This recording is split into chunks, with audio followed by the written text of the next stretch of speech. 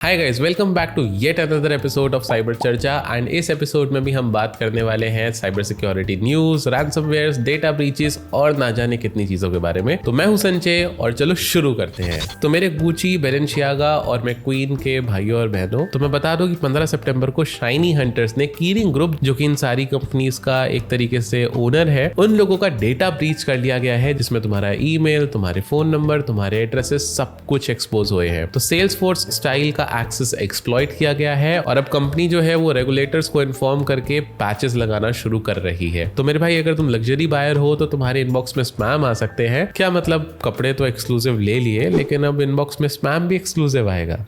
तो भाई, ऑर्लियंस से खबर आ रही है कि क्विलिंस रैंसमवेयर ने न्यू ऑर्लियंस शेरिफ ऑफिस से 842 GB का मैसिव डेटा लीक कर दिया है। एंड भाई, पूरा का पूरा जेल सिस्टम और कोर्ट डॉकेट सब ऑफलाइन हो चुका है। अब देखो, इससे पब्लिक डेटा तो मिसयूज हो ही सकता है, लेकिन उसके साथ साथ न्यू ऑर्लियंस के जितने भी लीगल फंक्शनैलिटीज हैं उनमें डिले भी आ सकता है। तो हाँ जी, अगली खबर आ रही है स्किन केयर जाइंट क्लैरेंस से, जिनका 6 लाख कस्टमर्स का डेटा एक्सपोज हो गया है। तो जी, हैकर्स ने क्लैरेंस के डेटाबेस को हैक किया और इसको डायरेक्टली ब्रीच में डाल दिया है। एंड अब कंपनी जो है अपने कस्टमर्स को अलर्ट करने में लगी हुई है। क्या मतलब, स्किन केयर तो आ गया, लेकिन प्राइवेसी केयर अभी बाकी है। तो साइबर चर्चा के इस वीक में जैगुआर ने फिर से जगह बनाई है। एंड जो लास्ट टाइम मैंने बताया था कि जैगुआर के ऊपर साइबर अटैक हुआ है, वो अभी तक ठीक नहीं हुआ है। कंपनी अभी भी इन्वेस्टिगेशंस कर रही है। प्रोडक्शन लाइन को कंप्लीटली हॉल्ट कर दिया गया है। डिलेस तो एक्सपेक्ट होंगे ही। क्या मतलब, कार्स तो अभी बन नहीं रही, बट चलो हेडलाइंस ही बना लेते हैं।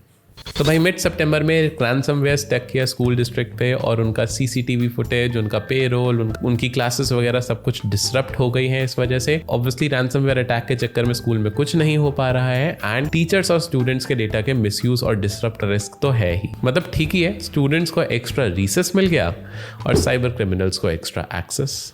तो भाई, अगली खबर है पुणे से। एंड पुणे के 3 लड़के, हाँ जी, इन्होंने फिशिंग लिंक क्रिएट करी है और उसके बाद एक रिवर्स एक्सेस लिया, जिससे उन्होंने बहुत सारे क्रेडिट कार्ड को हैक किया। एंड उस क्रेडिट कार्ड से पता है इन्होंने क्या खरीदा? 45 फोन रिकवर किए हैं पुलिस वालों ने। बट हाँ, विक्टिम के डेटा का रिस्क तो है ही। ओके, तो माइक्रोसॉफ्ट ने एक ऐसी CVE अभी पैच करी है जिससे हैकर्स ग्लोबल एडमिन इंपर्सनेट कर सकते थे। माइक्रोसॉफ्ट ने इसको इमरजेंसी पैच में डाला है और बोला ये जा रहा है कि एंटरप्राइजेस को इससे बहुत ही ज्यादा हाई लेवल पर रिस्क था। मतलब be what you wanna be, चाहे वो फिर एडमिन ही क्यों ना हो।